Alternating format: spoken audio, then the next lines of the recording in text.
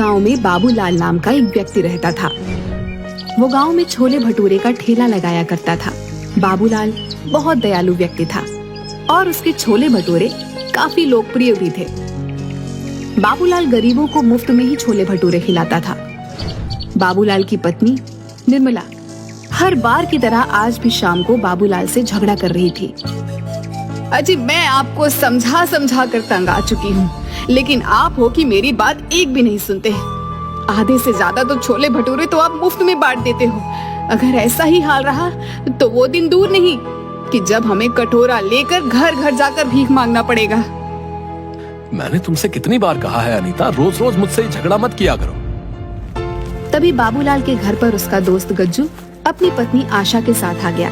अरे बाबूलाल भाई, कैसे हो? सुना है कल मोहनलाल तुमसे बड़ी अकड़ में बात कर रहा था। बोल रहा था कि तुमने उसे 1 महीने से पैसे नहीं दिए। अगर कुछ दिनों में तुमने उसके पैसे नहीं चुकाए तो वो तुम्हारा ठेला भी जब्त कर लेगा और मारेगा अलग से। भाई साहब, आप तो इनके दोस्त हैं, आप ही क्यों नहीं समझाते इन्हें कुछ? मैं तो समझा समझा कर तंग आ चुकी हूँ। अरे भाभी, मैं इस बेवकूफ को कई बार समझा चुका हूँ, लेकिन इसके सर पर लोगों की मदद करने का भूत चढ़ा हुआ है। कहीं किसी दिन ऐसा ना हो जाए कि इसे मदद की जरूरत ना पड़ जाए। गज्जू की बात सुनकर उसकी पत्नी आशा हंसती हुई बोली, अरे वो सब छोड़ो, ये देखो निर्मला, मेरा सोने का हार कल ही इन्होंने सुनार से बनवा कर दिया है। ये तो बहुत महंगा वाला हार लगता है। अरे महंगा वाला क्यों नहीं होगा, पूरे 5 तोले का है। निर्मला आशा के हार को हाथ लगाकर देखने लगी। तभी अचानक आशा पीछे हट गई। बुरा मत मानना निर्मला, कल ही खरीदा है और तुम्हारे हाथ भी गंदे हैं। तुम्हारे हाथ लगाने से कहीं ये काला ना हो जाए। अच्छा, मैं तुम्हें यही हार दिखाने के लिए यहाँ पर आई थी। अब हम चलते हैं। आशा और गुज्जू वहाँ से चले गए और निर्मला गुस्से में सोने चली गई। अगले दिन बाबूलाल अपने छोले भटूरे का ठेला लेकर बाजार में चला गया।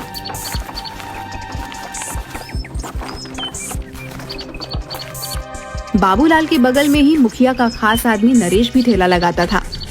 नरेश बाबूलाल को देखकर गुस्से से बोला, क्या आज भी अपने छोले भटूरे मुफ्त में बांटेगा? नरेश भैया, मैं सिर्फ गरीबों से पैसे नहीं लेता।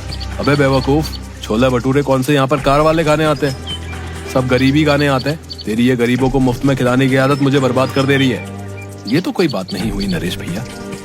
किसी गरीब को खाना खिलाना तो पुण्य का काम होता है। लगता है तू ऐसे नहीं मानेगा। तेरी मुखिया से शिकायत करनी पड़ेगी। इतना कहकर नरेश अपना ठेला लेकर मुखिया के पास चला गया।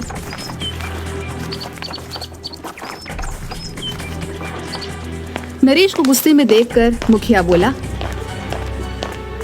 क्या बात है नरेश, आज इतने गुस्से में क्यों है? मुखिया जी, वो बाबूलाल मेरे ही बगल में ठेला लगाकर लोगों को मुफ्त में खाना खिला देता है। अब आप ही बताओ, जब लोगों को मुफ्त में छोले भटूरे खाने को मिलेंगे तो भला मुझसे वो क्यों खरीदेंगे? मेरा बहुत नुकसान हो रहा है। नरेश की बात सुनकर मुखिया गहरी सोच में डूबकर बोला, तो चिंता मत कर, इसका उपाय है मेरे पास। इस बाबूलाल को गरीबों को खिलाने की बहुत आदत है ना। आज के बाद इसके पास इतने गरीब लोग आएंगे कि ये बाबूलाल उन्हें खिलाते खिलाते कंगाल हो जाएगा। मैं आपकी बात का मतलब नहीं समझा। अगर तू समझता होता तो तू मेरी जगह होता ना। बस तू निश्चिंत होकर यहाँ से चला जा, चल। नरेश वहाँ से चला गया। अगले दिन मुखिया ने अपने लोगों को इकट्ठा करके उनसे कहा, सुनो, तुम सबको मैंने यहाँ पर एक खास काम के लिए बुलाया है। आज से तुम लोग सब गरीब बनकर बाबूलाल के ठेले पर जाओगे और उसके छोले भटूरे खाकर आओगे। देखता हूँ ये बाबूलाल कब तक मुफ्त में छोले भटूरे खिलाएगा।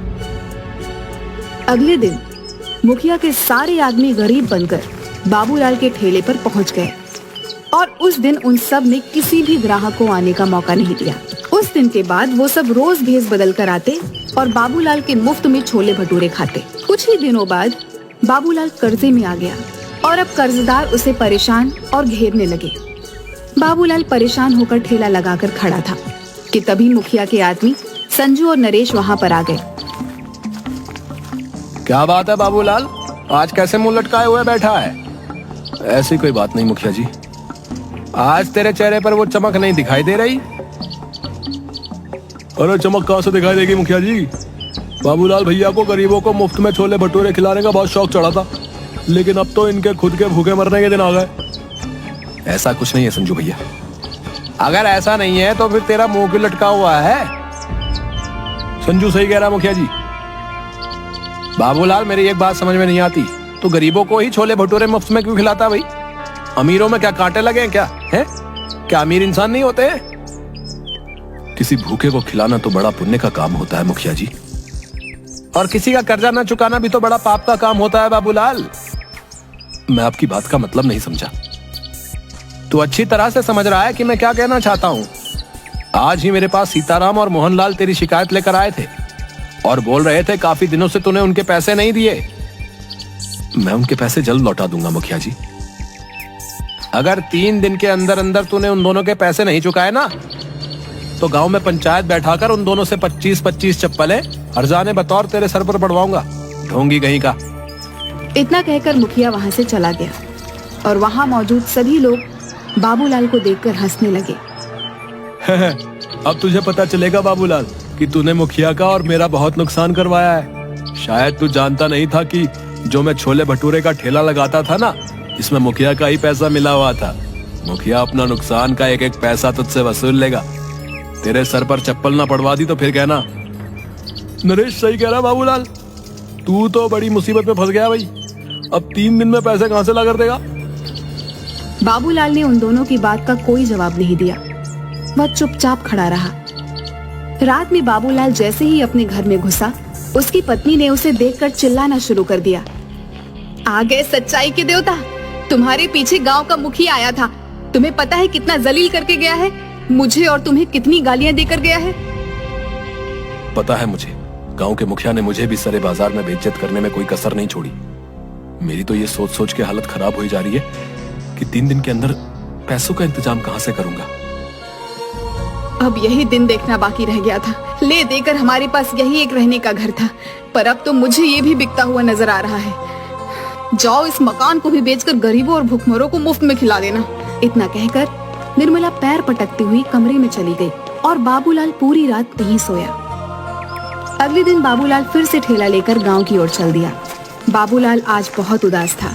वह अपना ठेला एक बरगद के पेड़ के पास खड़ा करके रोने लगा। हे भगवान, मैंने सुना था कि तू हमेशा दयालु लोगों की मदद करता है। मैंने तो गरीबों को मुफ्त में छोले भटूरे खिलाकर पुण्य का काम किया था, और इसके बदले मुझे क्या मिला?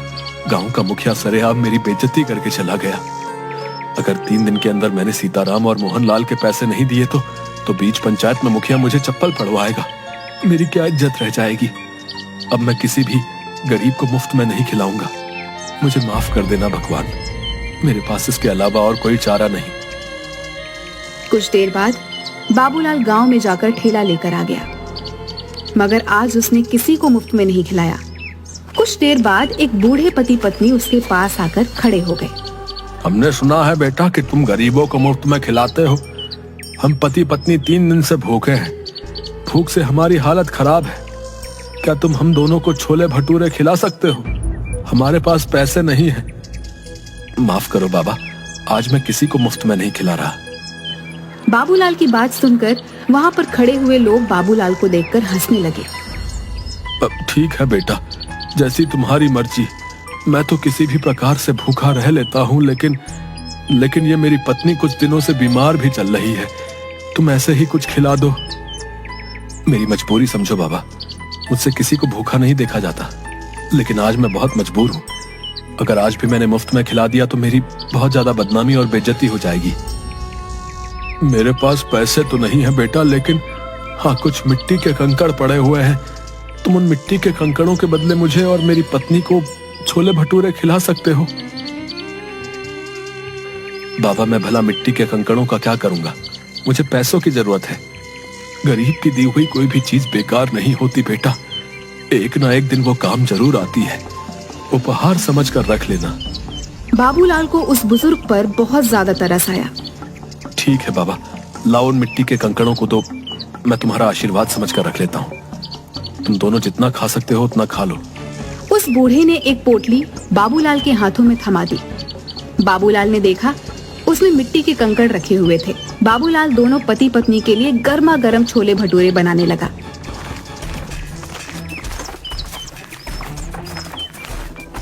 तभी वहां पर ठेला लगाकर खड़ा हुआ नरेश बाबूलाल से बोला, अरे इन मिट्टी के कंकड़ों से तू भला कैसे सीताराम और मोहनलाल का कर्जा चुकाएगा रे? बेवकूफ आदमी, इतनी बेइज्जती होने के बाद भी तेरी कुछ समझ में नहीं आया? नरेश मेरी जिसे मर्जी चाहेगी मैं उसे मुफ्त में खिलाऊंगा। तू कौन होता है मुझे रोकने वाला? जाकर बोल देना अपने मुखिया को। मुखिया का चमचा कहीं का। 3 दिन बाद जब मुखिया उन दोनों से तेरे सर पर चप्पलें पड़वाएगा ना, उस दिन मैं तुझसे बात करूंगा। हाँ, मुझे भगवान पर पूरा विश्वास है, वो दिन कभी नहीं आएगा। इतना कहकर बाबूलाल फिर से छोले भटूरे बनाने लगा, मगर देखते ही देखते वह बूढ़े पति पत्नी बाबूलाल के सारे छोले भटूरे खा गए। बाबूलाल जरा सा चेहरा लिए उन्हें देखता रह गया। उसने देखा उसके ठेले पर अब कुछ भी नहीं बचा था। बाबूलाल चुपचाप अपने घर चला गया। क्या हुआ, आज दोपहर में ही कैसे चले आए? कहीं आज भी सारे छोले भटूरे कहीं बांट तो नहीं आए? निर्मला, मुझसे इस वक्त बात मत करो। अरे तो फिर और किससे बात करूं? अपना सर दीवारों पर मारूं क्या? मेरी तो सोच सोच के हालत खराब होते जा रही है कि 2 दिन बाद क्या होगा। वैसे तुम कभी शाम से पहले घर नहीं आते, आज क्या हुआ? बाबूलाल ने अपनी पत्नी को सारी घटना बता दी। हे भगवान, इस आदमी का मैं क्या करूं? इसने तो बेवकूफीपन की सारी हदें पार कर दी। अरे उन दोनों को सारे छोले भटूरे खिलाने की क्या जरूरत थी? मुझे क्या पता नहीं था। मुझे लगा था कि वो 2 या 3 से ज्यादा नहीं खाएंगे, लेकिन उन्होंने तो देखते ही देखते सारा ठेला साफ कर दिया। लाओ, मुझे भी दिखाओ आखिर उन दोनों ने कौन सी मिट्टी के कंकड़ दे दिए हैं जिसके बदले तुम आज सारे छोले भटूरे उनमें लुटा कर आ गए। वहाँ पर खड़े लोग तुम्हारा मजाक गलत नहीं उड़ा रहे थे। भला कोई मिट्टी के कंकड़ के बदले छोले भटूरे खिलाता है क्या? मैंने उन मिट्टी के कंकड़ के बदले उन्हें छोले भटूरे नहीं खिलाए अनीता। उन दोनों के चेहरे से साफ लग रहा था कि वो कई दिन से भूखे हैं। लाओ दो मुझे, मैं भी तो देखूं उन गरीबों के उपहार में ऐसा क्या है। बाबूलाल ने उदास मन से वह पोटली अपनी पत्नी को दे दी और पोटली में कंकड़ देखकर निर्मला गुस्से से चीखते हुए बोली, हाय राम, अब इस कंकड़ का क्या करूं? लगता है तुम्हारी किस्मत में सीताराम और मोहनलाल के हाथों चप्पल खाना ही लिखा है। अब जो होगा देखा जाएगा निर्मला। अगर भगवान ने मेरी किस्मत में गांव वालों के सामने मेरी बेइज्जती ही लिखी है तो उसे कोई नहीं बदल सकता। बाबूलाल वहाँ से चला गया और 2 दिन बाद बाबूलाल पंचायत में सर झुकाए खड़ा था। क्यों रे बाबूलाल, पैसे लाया है? इंतजाम नहीं हो पाया मुखिया जी, कुछ दिन की मोहलत और दे देते। वो तो हम तुझे जरूर देंगे, मगर सीताराम और मोहनलाल के हाथों चप्पल तो खा ले। ऐसा मत कीजिए मुखिया जी, मेरी बेइज्जती हो जाएगी। मैं किसी को मुंह दिखाने के लायक नहीं रहूंगा।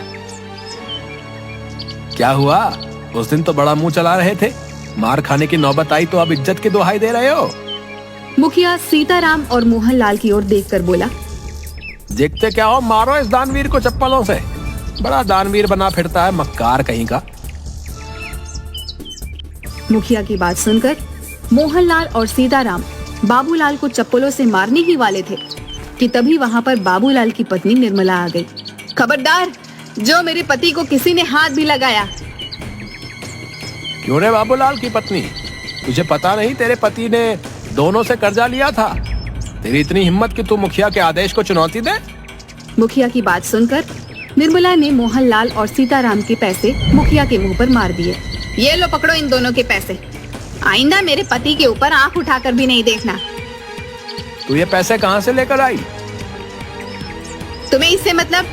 तुम्हें इनके सारे पैसे चाहिए थे ना, और इनके पैसे मैंने तुम्हारे मुंह पर मार दिए।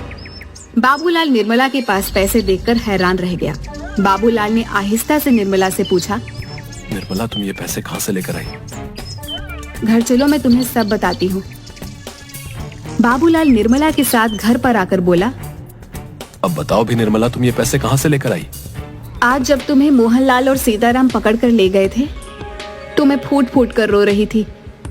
रोते हुए मुझे अचानक गुस्सा आ गया और मैंने गुस्से में वो पोटली बाहर फेंकने के लिए निकाली जिसमें कंकड़ थे। मगर जैसे ही उस पोटली में से कंकड़ फेंके तो उसमें से कंकड़ नहीं बल्कि बेशकीमती हीरे निकले। मैं तुरंत एक हीरा गिरवी रखकर पैसे ले आई और मुखिया के मुंह पर मार दिए। निर्मला की बात सुनकर बाबूलाल हैरान होकर बोला, लेकिन उसमें तो कंकड़ पत्थर थे। मैं भी हैरान रह गई थी। बहुत सोचने के बाद मुझे एहसास हुआ कि शायद वो दोनों बूढ़े पति पत्नी कोई मायावी लोग थे जो तुम्हारी मदद करने आए थे। निर्मला ने इतना कहा ही था कि तभी दरवाजे पर दस्तक हुई। निर्मला उन हीरों को देखने में खोई हुई थी। बाबूलाल ने जाकर दरवाजा खोल दिया। दरवाजे के बाहर वही बूढ़े पति पत्नी थे जो बाबूलाल की ओर देखकर मुस्कुरा रहे थे। आप दोनों कौन हैं? हम दोनों देव हैं। 2 दिन पहले तुम जिस बरगद के पेड़ के नीचे खड़े होकर भगवान से बातें कर रहे थे, हम दोनों तुम्हारी बातें सुन रहे थे। हमें लगा कि तुम्हारी मदद करनी चाहिए। मैं आप दोनों का कैसे शुक्रिया अदा करूं? अगर तुम्हें हमारा शुक्रिया अदा करना है तो एक बात ध्यान रखना, इन हीरो को बेचने के बाद तुम बहुत ज्यादा अमीर हो जाओगे। लेकिन कभी भी गरीबों को खाना खिलाना मत भूलना। चाहे कितनी भी अड़चने आए, चाहे कितनी भी परेशानियां आए, याद रखना भगवान उस व्यक्ति को बहुत ज्यादा पसंद करता है जिसके दिल में दूसरों के लिए दर्द होता है। इतना कहकर वो दोनों बूढ़े पति पत्नी वहां से गायब हो गए। उस दिन के बाद बाबूलाल देखते ही देखते बेहद अमीर हो गया, लेकिन वो आज भी गरीबों को मुफ्त में छोले भटूरे खिलाता है।